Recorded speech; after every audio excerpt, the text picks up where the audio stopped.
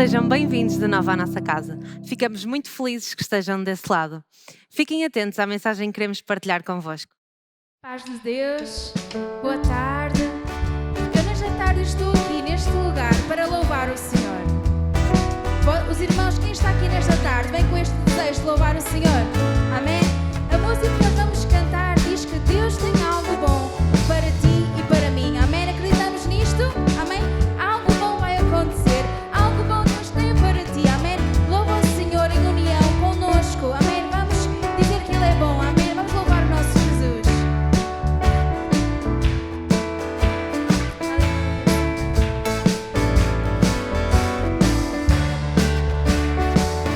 Reunidos aqui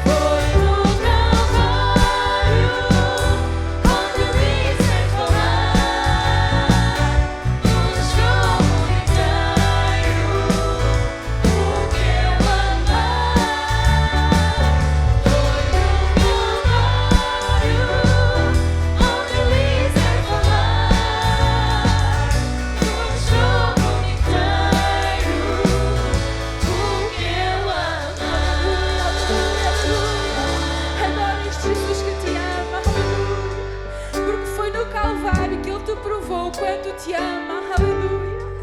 E pode haver momentos em que não há palavras, mas que tu possas te agarrar a esta esperança que é Jesus. Jesus é a esperança, Jesus é aquele que está sentido à tua vida, Jesus é aquele que te segura, aleluia. Agarra-te a este amor, aleluia. É um amor que é provado. Tu podes provar este amor, podes experimentar. Aleluia. Adora o Senhor com as tuas palavras. Aleluia.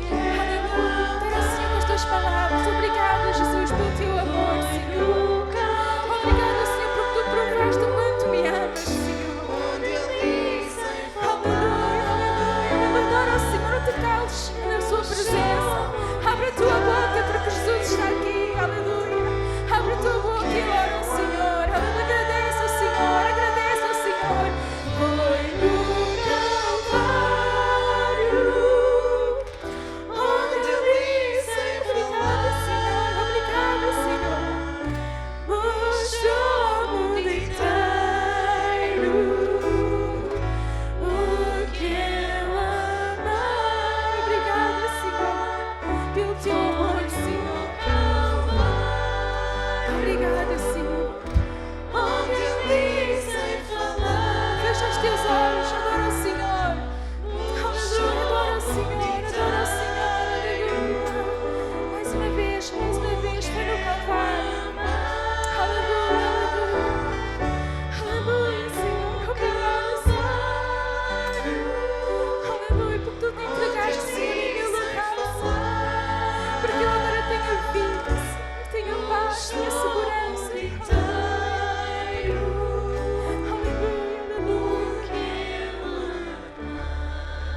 Aleluia, Senhor, te adoramos.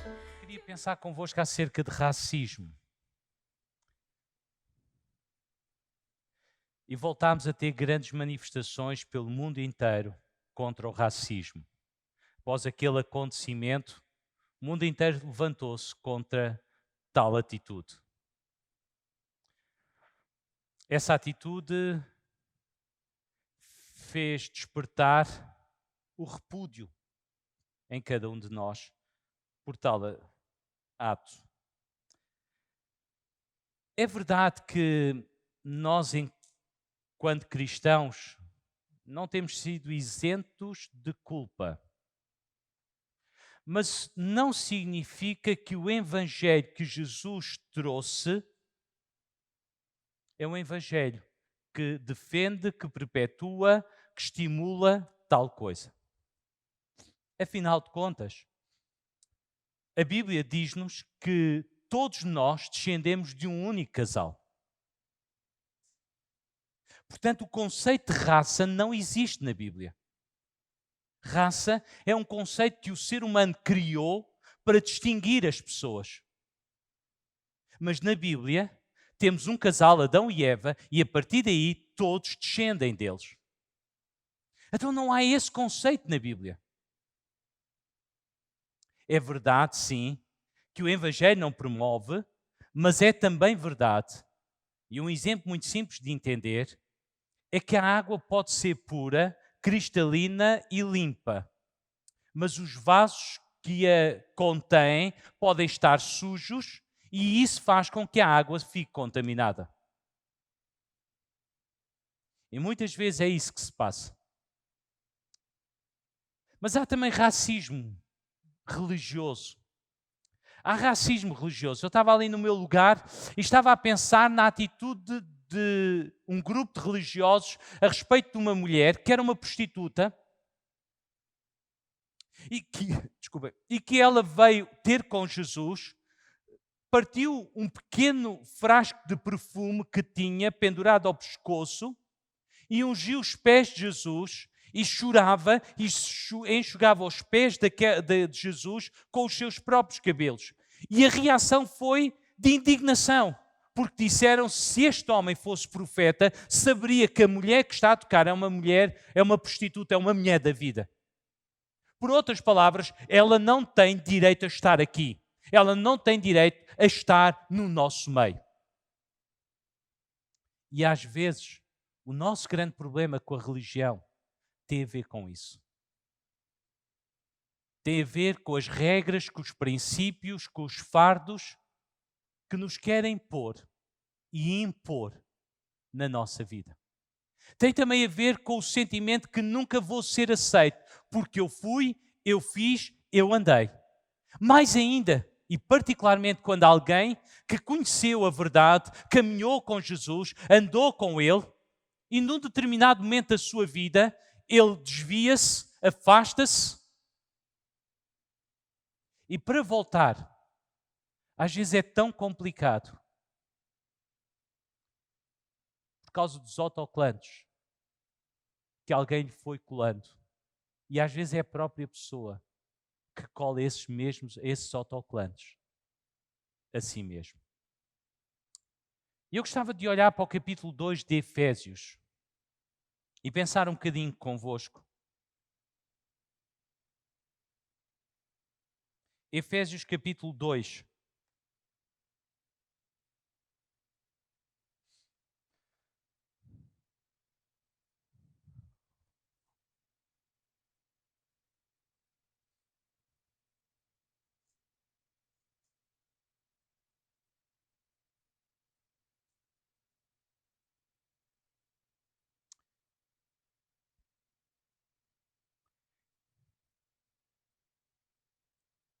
E nos primeiros 10 versículos, Paulo tem a preocupação de falar acerca da experiência individual do homem com Jesus. Para depois, nos versículos seguintes, ele incidir e preocupar-se com o efeito de Jesus na vida dessa pessoa, mas que essa pessoa não fica sozinha, abandonada, mas é inserida numa família, a família de Deus, a qual nós comumente chamamos igreja. Aquilo que Paulo vai abordar na segunda parte do capítulo 2 é isso mesmo. Somos chamados família. E família é tão importante. Porque como eu preguei aqui atrasado, já não estou a recordar, mas preguei atrasado, sabe... Deus é nosso Pai, estava eu a dizer na altura, e é mais do que ser amigo, porque os amigos podem zangar-se, mas família diz, ele é assim, mas é minha família. É meu tio, é meu pai, é minha mãe, é meu irmão, é minha irmã. Somos família. Então significa que aquilo que nos une é maior e é mais profundo do que simplesmente uma relação de amizade. Sem tirar que há pessoas, há relacionamentos de amizade que são como família. Mas perceberam? Como família. E aquilo que Paulo vai escrever é que a igreja é família. A igreja é família. Significa que todos quando estamos aqui sentados, somos filhos de Deus. E isso torna-nos irmãos uns dos outros. E cantávamos antigamente um cântico que dizia, não importa, meu amigo, quem tu és. Se nós temos Jesus e tu também tens Jesus, dá-me a mão e meu irmão serás. Sabe o que é que isto significa? Em Jesus tornamos família. Família de Deus e família uns dos outros. Então a igreja é um lugar de aceitação, porque Jesus aceitou-me a mim, Jesus aceitou-te a ti, Jesus aceita cada homem, cada mulher, não importa a condição, a circunstância, Jesus chama a todos, vinde a mim, todos estáis cansados e oprimidos, e eu vos aliviarei. Mas olhemos para o texto, a partir do versículo 11, é o texto que nós vamos usar. Lembrem-se, portanto que outrora eram considerados pelos judeus como pagãos, por não serem judeus de nascimento e não terem recebido circuncisão praticada na carne. Lembrem-se de que naquele tempo estavam longe de Cristo e não faziam parte do povo de Israel. Não eram abrangidos pelas promessas da aliança e andavam no mundo sem esperança e sem Deus. Mas se antes estavam longe, agora por meio da morte de Cristo estão perto dele. Cristo é de facto a nossa paz. De dois povos separados, fez um só povo. Com o sacrifício da sua vida, ele destruiu o muro que os separava e os tornava inimigos um do outro.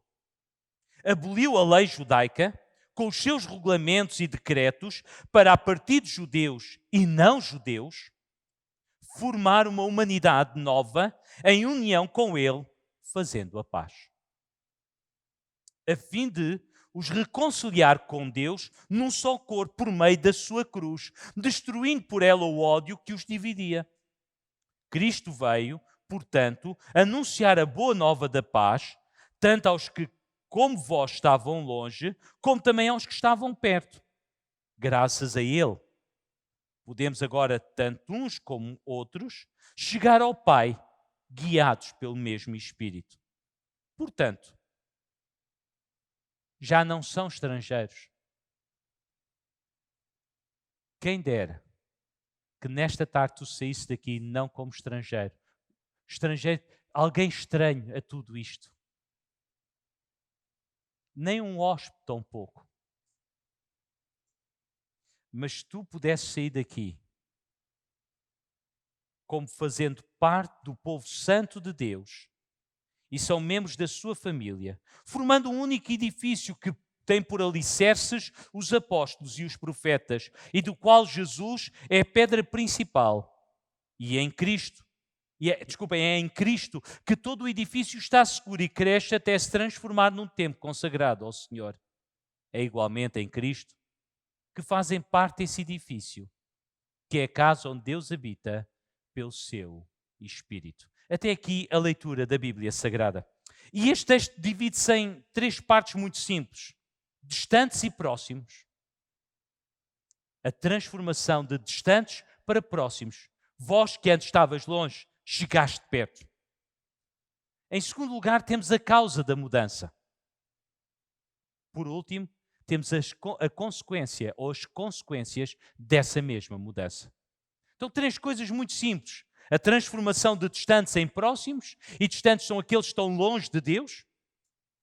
A causa da mudança e a consequência. Paulo começa por dizer 2 vezes, lembrem-se, lembrem-se. É verdade que ele está a escrever para uma igreja que está situada na parte oriental, ou estava situada na parte oriental da Turquia. Ocidental da Turquia. Uma cidade bastante importante que o mesmo Paulo tinha fundado.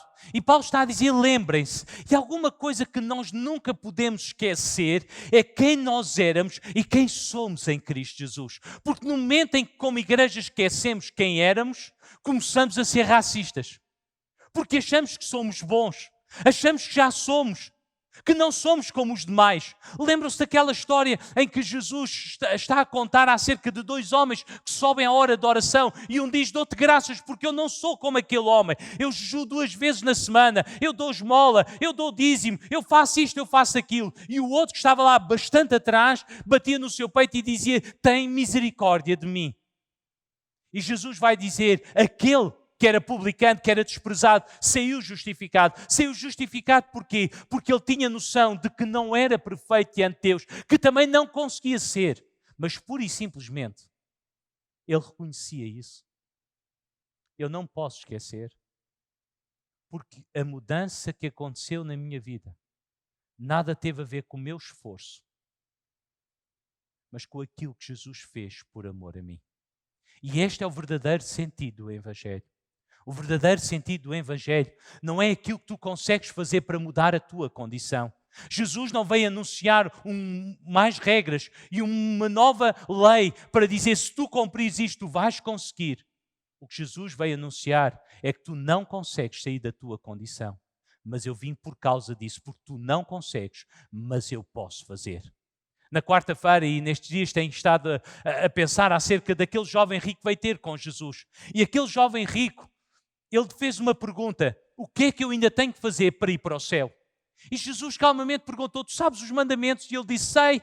E Jesus enumera alguns e ele diz, eu tenho guardado isto desde a minha mocidade. E apesar de todo o seu esforço, ele não consegue ter a certeza da eternidade. Então Jesus disse, olha, falta-te uma coisa. Só tens que fazer uma coisa. Vai, vende tudo quanto tens e dá aos pobres. Vem e segue-me. Ele não conseguiu. Um bocadinho mais abaixo, este homem foi-se embora. É interessante porque Jesus ama este jovem, mas deixa-o ir embora. Mas mais abaixo já estão os discípulos e Jesus, e a questão dos discípulos é quem é que se pode salvar. E Jesus disse, olha, aos homens é isso impossível, mas para Deus todas as coisas são possíveis. O que Jesus está a explicar aos discípulos é que o desafio que ele lançou ao jovem foi para ele reconhecer que ele não se consegue salvar a si mesmo. Mas que ele também não tem que conseguir salvar-se a si mesmo. Tudo o que ele precisava é reconhecer que era impossível tal coisa. E dizer, eu não consigo, eu não sou capaz. Porque foi por isso mesmo que Jesus veio por tua causa.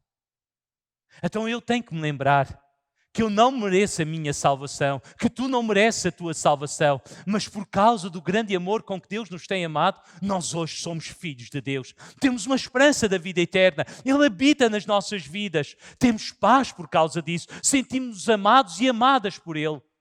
Podemos cantar como há bocado cantamos, porque o seu amor é real. Mas eu não posso esquecer. Vocês também notaram o problema de racismo? Porque quando olhamos para o texto, ele vai dizer o seguinte. No versículo 11 diz, lembrem-se, portanto, que outrora eram considerados pelos judeus como pagãos, por não serem judeus de nascimento e não terem recebido a circuncisão praticada na carne. Lembrem-se que naquele tempo estavais longe de Cristo e não faziam parte do povo de Deus. Bom, então, meus amados irmãos, o que é importante esta questão? O facto importante é que o problema não é se eram judeus ou deixavam de ser judeus. Por outras palavras, o teu problema não é se tu cumpres as leis ou não cumpres as leis. A questão de fundo é que cada homem, cada mulher está longe de Deus. O real problema não é se eu consigo guardar todas as leis, e como eu disse há bocado, nenhum de nós consegue guardar toda a lei. Querem ver um exemplo tão simples? Amar a Deus sobre todas as coisas. Se eu vos perguntar a cada um de vós, e eu responder em primeiro lugar, se conseguimos nós amar a Deus o tempo todo, sobre todas as coisas, ou se quisermos de todo o nosso coração, com todo o nosso entendimento, com todas as nossas forças, já falhamos. Já falhamos. E quantas vezes ao longo da nossa vida nós não vivemos dessa forma? Deixem-me voltar a dizer, o amor de Deus e a sua salvação não depende daquilo que tu fazes para merecer. Mas tem a ver com o amor dele para contigo. Então o fator importante é este mesmo. É que estamos longe. A separação nada tem a ver com questões étnicas, mas de pecado. Sem Deus, significa que não tinham um relacionamento real e verdadeiro com Deus. E esta é a consequência direta. Ouvimos falar acerca de Deus. Até falamos acerca de Deus. Conhecemos até se calhar textos bíblicos da Bíblia Sagrada. Estava a chamar a atenção de uma música agora recente, de uma cantora que estava a dizer que a dado passo o poema dizia: o primeiro que não tenha falhado pegue na pedra e atire. E é uma questão bíblica, é um texto bíblico. Jesus, quando trouxeram a mulher que foi apanhada em adultério, disse, quando os acusadores estavam a dizer o que é que deviam fazer, Jesus disse: olha, o primeiro que não tiver culpa, seja o primeiro a apanhar uma pedra e a lançar contra ela. Então as pessoas até sabem passagens da Bíblia. Dizemos nós, o ditado popular, é preciso ter uma paciência de Jó para aturar. Então temos algumas ideias, Mas a questão de estar longe de Deus é que tu não conheces Deus. Ouvimos falar mas não temos experimentado na nossa vida.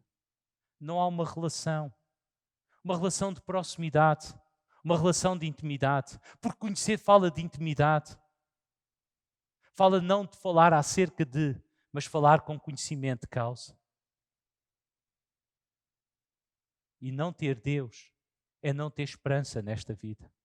É vir a tempestade e estarmos no barco e ficarmos em desespero.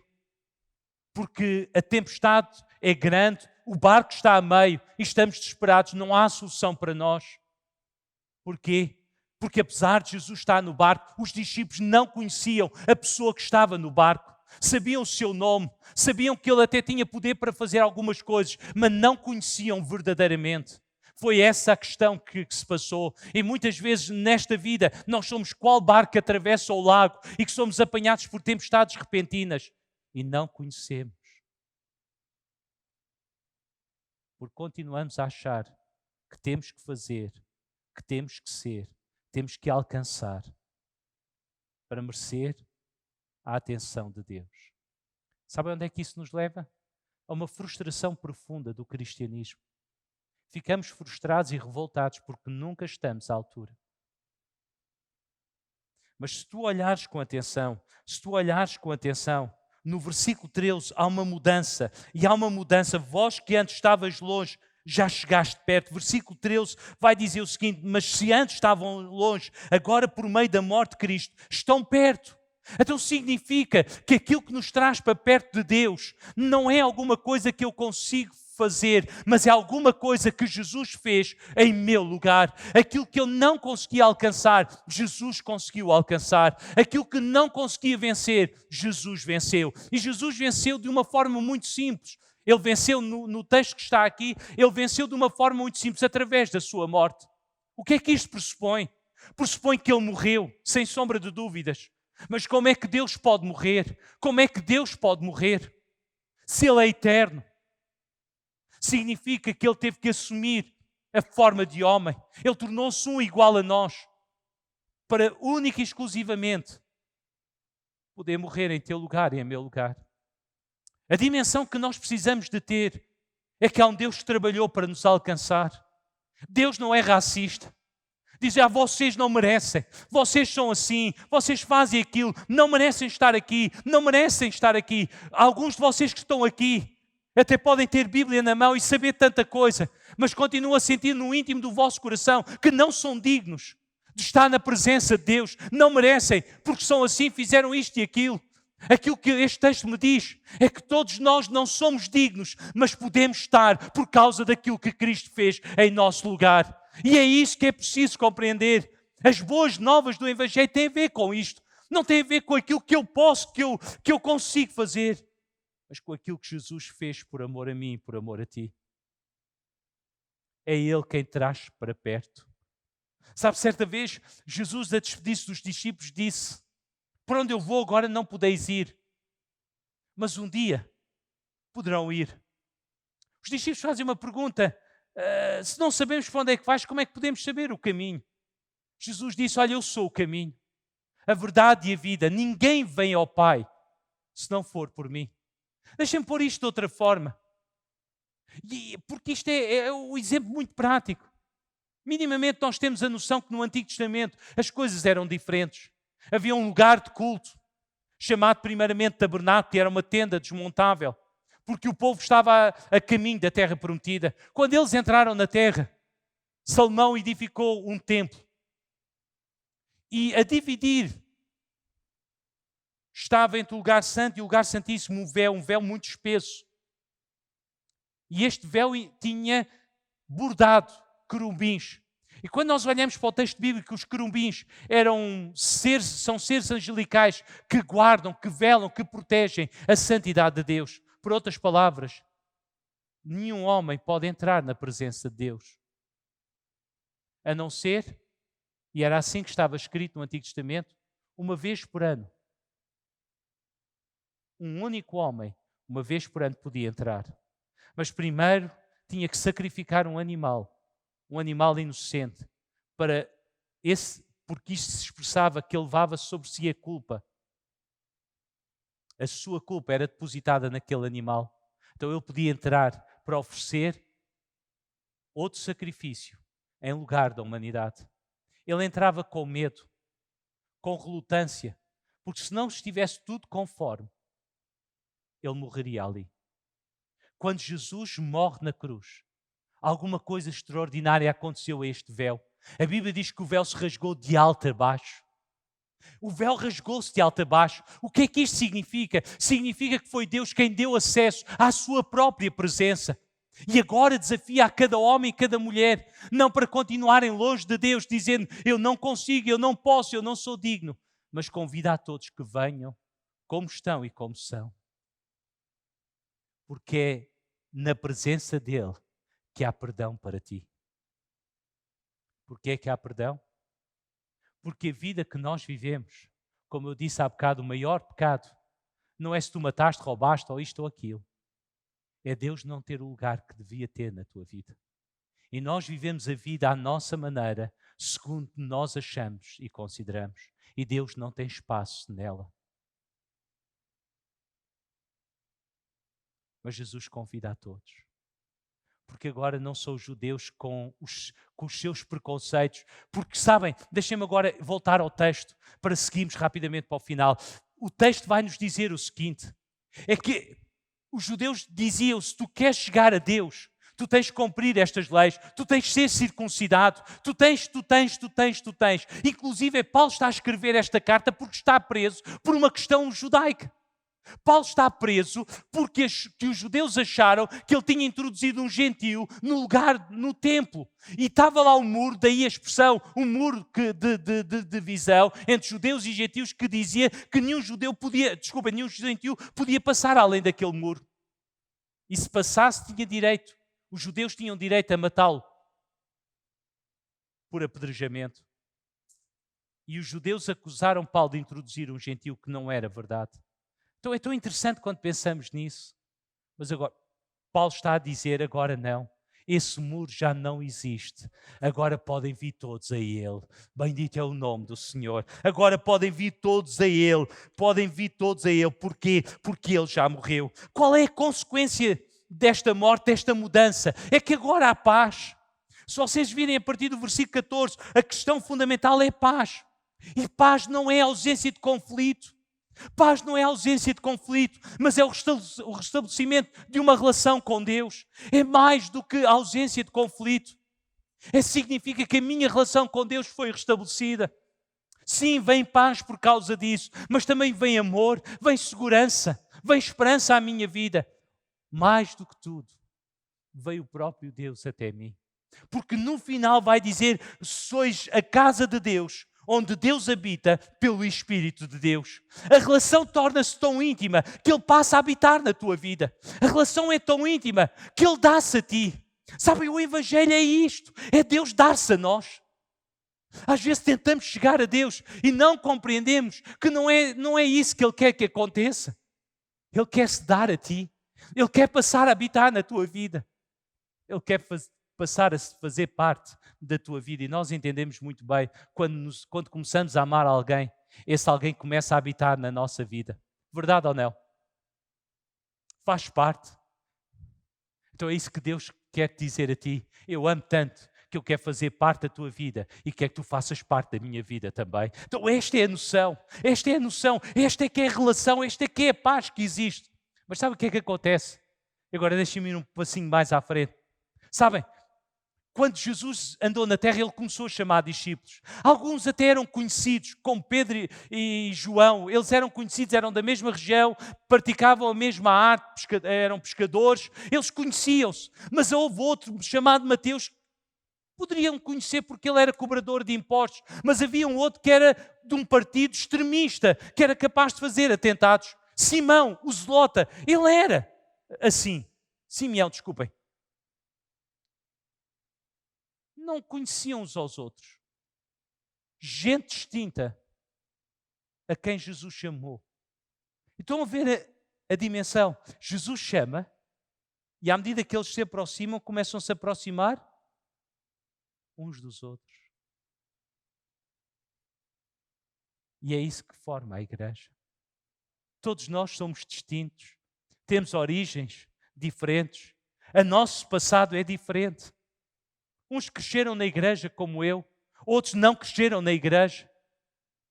Uns vieram de um certo tipo de vida, outros vieram do outro tipo de vida. Uns são assim, outros são de outra forma. Mas o que Jesus está a dizer é que o passado está branqueado. O passado está perdoado. Agora não interessa. Agora em Jesus estamos a aproximar-nos de Deus, aproximamos uns dos outros e não há questão racial, não há questão do nosso passado, não há isto, não há aquilo, não há nada. Porque em Jesus estamos perdoados. Aleluia! Glória ao nome do Senhor. Na igreja não há raças, não pode haver, pela questão do princípio de Adão e Eva, sim, por causa disso, mas também porque Jesus anula todas as coisas. Sabe o que é que Jesus fez na cruz aos judeus? Disse, não é pela lei, nem pela circuncisão que vocês são salvos. Aos gentios disseram, não é pelo vosso tipo de vida, pela vossa moral que são salvos. Não, todos são salvos da mesma forma, pela fé em Jesus Cristo. Mas a cruz também diz outra coisa, que não há ninguém que é justo aos olhos de Deus, não há ninguém que é perfeito, não há ninguém. Todos somos pecadores. Então a cruz nivela a todos. E depois da cruz, continuamos todos iguais. Vocês, não sei se na família têm gente, alguns tiveram mais sucesso na vida, têm um nível de vida melhor, ou têm um estatuto melhor perante a sociedade, e a outra parte, o outro irmão, a outra irmã, tem um estatuto mais abaixo. Mas quando estamos todos juntos, há isso? Não, não há nada disso. Há um tocato lá, porquê? Porque somos família. Essas coisas são importantes, mas não são dentro da família. Não existe isso. E isso é a igreja do Senhor. É isso que é a igreja. E nesta tarde eu quero te convidar a fazeres parte desta família, a que se chama igreja. Mas que encontramos em primeiro lugar Jesus Cristo. E depois descobrimos uns aos outros. Então a mudança é esta. A mudança é esta.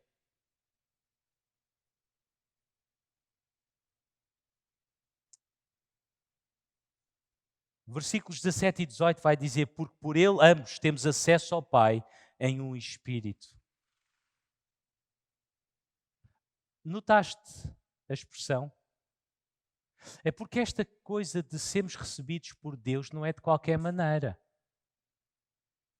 Aquilo que é preciso perceber e entender é que ser recebidos por Deus, como é que eu posso dizer? Ele não tem de primeira e de segunda. Ele não tem gente na igreja de primeira e de segunda. Judeus e gentios agora são todos filhos. E filho, por muitos filhos que tenhamos, eles são todos iguais para nós. Até podemos ter mais afinidade com um do que o outro, por personalidade, feitios, etc. Mas quanto ao amar, é igual para todos. Verdade ou não? Eles também têm mais afinidade por pelo pai ou pela mãe. Certo? Mas quanto ao amar, amam igual. Deus não te recebe em segunda qualidade, porque tu já a conheceste e abandonaste. Lembras-te do filho pródigo? Ele disse, já não tem direito a ser chamado filho. O que Jesus disse, através daquele pai, é que é verdade, tu não tens direito. Como nunca tiveste direito a. Mas o meu amor para contigo não permite outra coisa que senão receber-te como filho. Amém? E termino as minhas palavras olhando para a última parte. A última parte é as consequências. Já não é estrangeiro.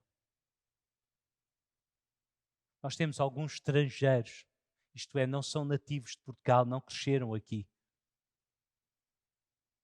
Vieram de outras nações.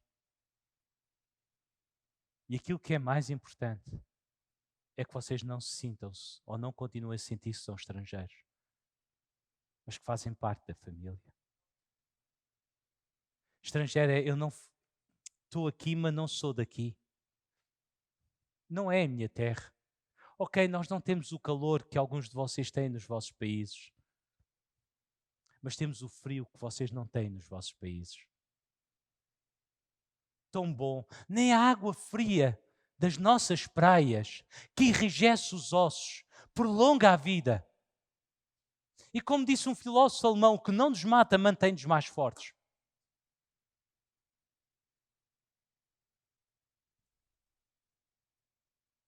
E nós queremos compartilhar esta água tão boa convosco também. Nem tão pouco hóspedes. Jesus não tem estrangeiros nem hóspedes, tem filhos. Não podes, não tens, não deves te sentir como estrangeiro, como hóspede. Jesus só recebe como filho, como filha. E por mais incrível que isso possa parecer, tu deves aceitar isso, porque Ele ama-te. E aquilo que eu te convido nesta tarde é que tu deixes Deus mostrar-te quanto te ama. Deixa que Deus mostre o seu amor para contigo. Não feche o teu coração. Não deixes que as coisas que já fizeste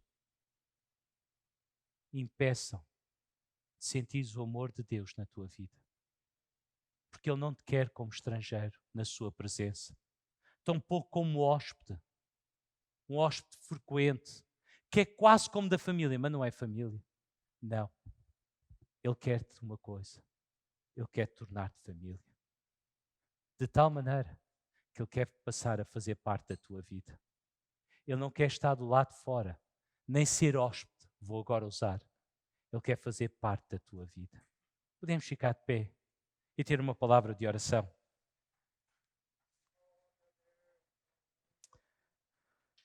Pai querido e santo e justo,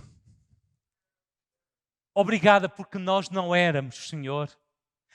Tampouco tínhamos hipótese de pertencer à tua família. Sermos teus filhos e filhas. Mas por causa do amor com que tu nos tens amado, enviaste o teu único filho para que através dele, através da morte dele, nós fôssemos recebidos como filhos teus. Cada vida que tem escutado a tua palavra, quer aqui, quer também lá em casa, eu quero te rogar que tu toques pelo teu Espírito Santo, fales a cada vida e a cada coração, em nome de Jesus. Estou tão seguro comigo estás.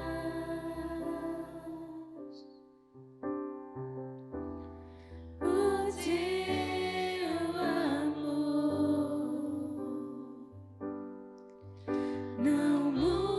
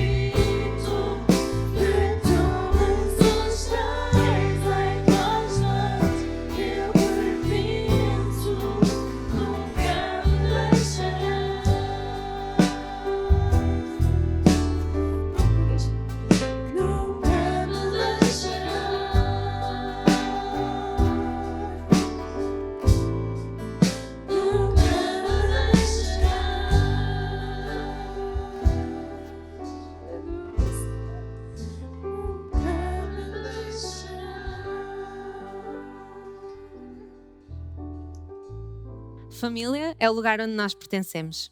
Hoje ouvimos falar sobre isso e não são só palavras. Gostávamos que também fizesses parte. Podes entrar em contacto connosco através das nossas redes sociais ou então através do nosso e-mail. Esperamos por ti para a semana.